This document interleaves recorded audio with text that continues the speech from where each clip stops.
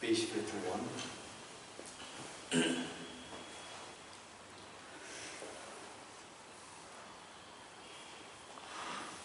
Okay, now the future lives to be connected with this teaching, the practice, and not only be connected, that we be able to rigorously engage in the person of the practice of Bodhisattva emptiness. We will say the following stanzas, page 51. Throughout my future lifetimes, may I always be guided by the compassion of Buddha and be able to uphold the true practice of Bodhisattvas even at the cost of my life. Throughout my future lifetimes, may I always be guided by the compassion of Buddha and be able to uphold the true practice of Bodhisattvas even at the cost of my life. Throughout my future lifetimes, may I always be guided by the compassion of Buddha and be able to uphold the true practice of Bodhisattvas even at the cost of my life. In order to further increase this Bodhisattva from now on, those with discernment who have thirstily seized an awakening mind of Bodhisattva in this way should highly praise in the following manner. Today my life has borne fruit. Having well obtained this human existence, I've been born in the family of the Buddha, and now one of Buddha's children. Thus whatever actions I do from now on must be in accord with the family. Never shall I disgrace or pollute this noble and unsullied trace. Just like a blind person discovering a jewel in the heap of rubbish, likewise by some coincidence an awakened mind has been born within me. Is the supreme ambrosia that overcomes the suffering of death, is the inexhaustible treasure that eliminates all poverty in the world. Is the supreme medicine that cures the world's disease, is the tree that shelters all beings wandering entirely on the path of conditioned existence. Is the universal bridge, is the dawning moon of the mind that dispels the torment of disturbing conceptions. Is the great sun that finally removes the mystic ignorance of the world. Is the quintessential butter from the children of the Dharma. For all those guests traveling on the path of conditioned existence who wish to experience the boundless happiness, this will satisfy them with joy and actually place them in supreme bliss. Today, in the presence of all the protectors, I invite the world to be guests at the festival of temporary and ultimate delight. May God's demigods and all be joyful. Okay, we turn to page 47.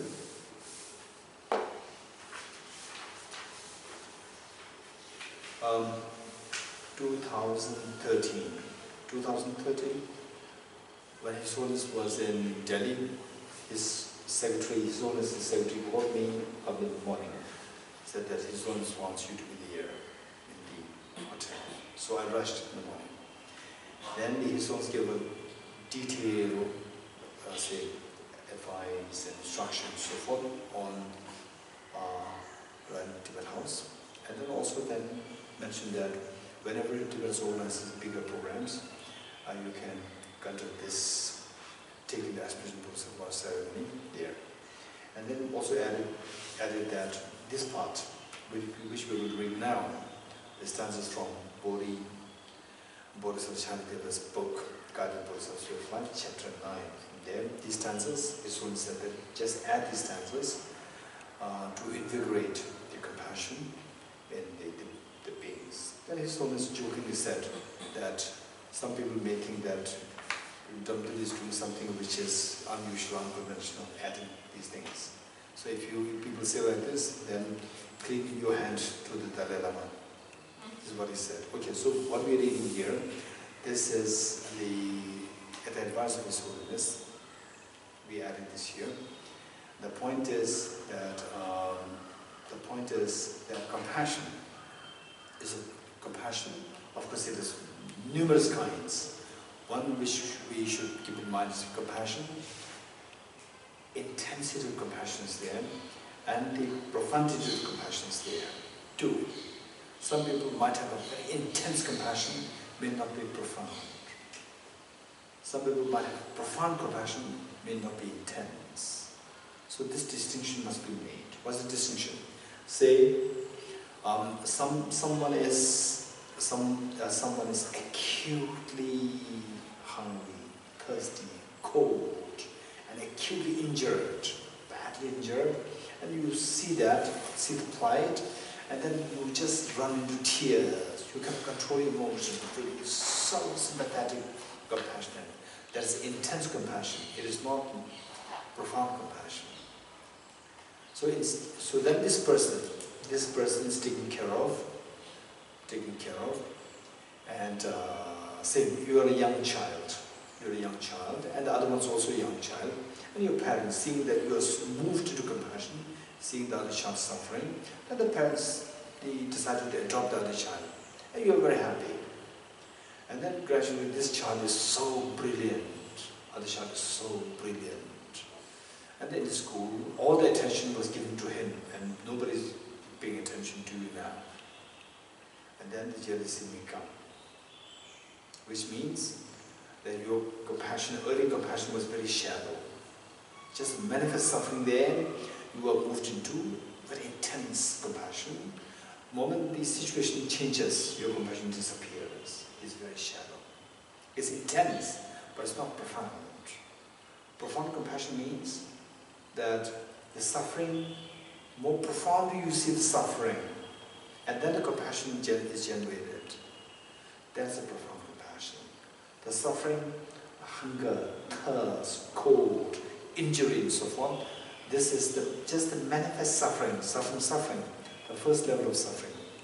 Whereas you see the second level of suffering, you generate compassion, then that is a profound compassion. Even more profound compassion is you see the third level of suffering, pervasive conditioned suffering. No matter what the person is, how successful the person is still under the sway of the pervasive conditioned suffering, under the sway of the self-grasping ignorance. As long as the person is under self-grasping ignorance, there is never lasting happiness. So that person must be benefited. I must benefit this person to eradicate all the three levels of suffering. If this is what comes to your mind, this is a profound compassion. So, that finding the Bodhisattva's compassion is not just intense, it is very profound. So, to build the profundity of compassion, particularly to have a very profound compassion, wisdom of emptiness must be there. If you don't have wisdom of emptiness, you will not see how the beings are suffering because of self-grasping ignorance. And then whatever compassion that you have is not that profound. So what we are reading now is to see the pervasive conditioned suffering of the sentient beings. How the sentient beings are suffering because of being trapped in the dream of the self-grasping ignorance. How the dream is created by self-grasping ignorance, and the beings are trapped there. The beings are involuntarily acting, involuntarily put and pushed by the dream which he herself created. Okay. So in the dream, for example, say in the dream, one dreams of meeting with your very nasty neighbor, and then you start fighting, you start to stab each other, and so much anger around saying, it's only a dream. Failing to see dreams a dream, then you react, and all these problems happen. So this one part, and then finally, that the Bodhisattva Shantideva made the prayer that how I wish that by the power of my incarnation merit, may I be able to soon reveal the reality of emptiness, so that the beings, sentient beings, can be helped to be awakened from the state of ignorance, so that they will be freed from suffering altogether. Okay, the way Bodhisattva Shantideva said, just see how much we can also mimic what the prayers that he said, and accordingly make this our own prayers for the sentient beings. Okay. Therefore, sentient beings resemble dreams. Upon analysis, they are like planting trees. Whether they release or not from sorrow, in the ultimate sense, there is no distinction. What is there to gain? What is there to lose? With things that are actual to existence in this way, who is there to pay respect, and who is there to abuse? From what are pleasure and pain derived? What is there to be happy or unhappy about? When one searches for the ultimate nature, who is there to crave and what is there to crave for? Upon analysis, this world of living beings is found to have no true existence. Therefore, who can die here? What is there to come and what has been? Who are friends and who are relatives? O you who are investigating reality, please recognize, as I have done, that all is just like space. Those who wish to be happy are greatly disturbed by causes of conflict, and overjoyed by the causes of pleasure. But not finding happiness, they suffer, and in order to find it, they exert themselves. They argue with others, cut and step one another. With many wrong deeds, they live in a state of great hardship. Even though they repeatedly come to happy existences and experience much pleasure there, upon dying they fall for a long time into unbearable suffering lower realms. Within conditioned existence, chasms of suffering are many, and the liberating comprehension of ultimate truth is rare. Furthermore, the apprehension of true existence and understanding of emptiness mutually contradict one another. Yet if one, in conditioned existence, one does not realize this ultimate truth, one will continue to experience a limitless ocean of misery, unbearable and beyond knowledge. Likewise, truth of having realized emptiness, of little strength for virtue, and one's human life of leisure and endowment is indeed very short. Also, one's stripes are to live long and avoid illness. One is concerned with hunger, rest, and sleep. One is injured by others and keep meaningless company and charges. Therefore, this life swiftly passes with no meaning, and it's very hard to find the chance to investigate reality. In this state, where is there the means to reverse this beginningless habit of grasping true existence? Furthermore, devils are exerting themselves to cast us into vast unfortunate realms. There are many mistaken paths, and it's hard to resolve doubts about the perfect way. It's hard to find the leisure of human life again, and extremely difficult to find the presence of the Buddhas. It's hard to forsake this life of afflictions. Alas, sentient beings will continue to suffer. Oh, indeed, it is worth feeling sorrow for those that drift in the river of pain, who, although they experience great misery, are unaware of the suffering they go through. For example, some ascetics wash themselves again and again, and others repeatedly enter fire, but although they thereby suffer greatly, they assume themselves as being happy. Similarly, those who mistake their suffering for joy and live as though there was no aging or death are first of all killed by the law of death, and they experience unbearable misery of falling into the lower realms. When shall I be able to extinguish the pains of those tormented by the fires of suffering, by the rain of my accumulated happiness that is sprung from the clouds of my merits, and by having in the manner of mode of justifying true existence, intensely will I gather the accumulation of merit? When will I be able to reveal emptiness to those who are wretched and sad by the view of true existence? Okay, page 52, dedication. I dedicate to marriage thus gathered, first to realization that is their prayers, of Buddhists and Bodhisattvas of the 3 times, and to the upholding of the doctrine of scripture and insight. When all life through the force of this merit, never separate from the fullness of the Mahayana vehicle, and accomplish all the stages of the path, renunciation, bodhicitta, perfectly of the 2 stages. From my 2 collections, vast the space that I have amassed, from working with effort in this practice for a great length of time, may I become the chief leading Buddha for all those whose minds misminds the planet of ignorance.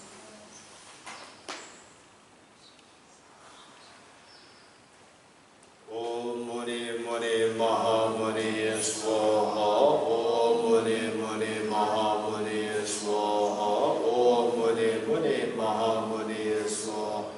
Om Muni Muni Maha Muni Swaha. Muni Swaha. Om Mani Padme Hum. Om Mani Padme Hum. Om Mani Padme Hum. Om Mani Padme Hum.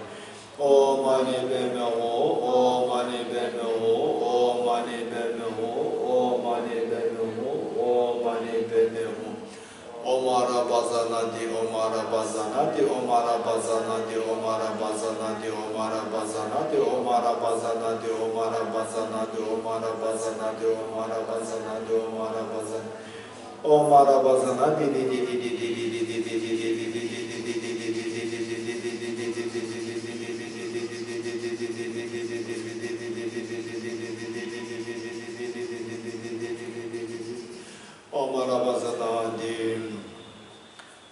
Om Begaze, Begaze, Maha Begaze, Begaze, Ranza Samumade Soha, Tiata Om Begaze, Begaze, Maha Begaze, Begaze, Ranza Samumade Soha, Tiata Om Begaze, Begaze, Maha Begaze, Begaze, Ranza Samumade Soha, Tiata Om Begaze, Begaze, Maha Begaze, Begaze, Ranza Samumade Soha, Tiata Om Begaze, Begaze, Maha Begaze, Begaze, Ranza Samumade Soha. Okay, the first mantra is the Bodhisattva's mantra. the Bodhisattva, who is the greatest of the inspiration for us, the one who is a reliable guide to take us towards the ultimate happiness.